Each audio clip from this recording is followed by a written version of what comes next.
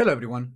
In this lesson, we're going to look at steps to change the space allocation for Windows Recall. On Windows 11 version 24H2 or higher releases, when you enable Recall, depending on the storage capacity of the installation drive, the feature will set a default storage allocation to store all the data. But you can always change this setting to save space or to increase the time. You can scroll back to find files, messages, images, or anything you have done on the computer. Okay, let's dive into the steps to change the storage allocation for Windows Recall. But before, please subscribe to the channel and click the like button to help YouTube show this video to more people. It doesn't cost anything and you will be helping the channel and supporting my work. To manage the storage space allocation for Windows Recall on Windows 11, use these steps. First, open Start and look for Settings.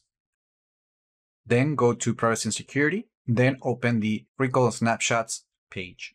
In here, click on Storage. At the top right, you're going to see the current storage usage for the feature. Now, by default, if you have a hard drive with at least 256 gigs of storage, Recall is going to reserve 25 gigabytes to store all the snapshots. If you have a hard drive with 512 gigabytes, the allocation will be 75 gigabytes. And if you have a drive with 1 terabyte, the allocation will be by default 150 gigabytes. Now, the only thing that you have to do is just to pick the space allocation that you want to reserve for Windows Recall using the maximum storage for snapshots setting. Now, if the option is not available, it's probably because you have Recall turned off. So you need to turn on the feature and then restart the settings app to make this option available. There are at least two reasons why you might want to change the storage allocation. One is to save storage if you have a different storage allocation. For example, if you have a larger hard drive, but that's filling up and your allocation is like, I don't know, 150 or 75, you might want to scale that down to save storage. Also, if you're using the minimum of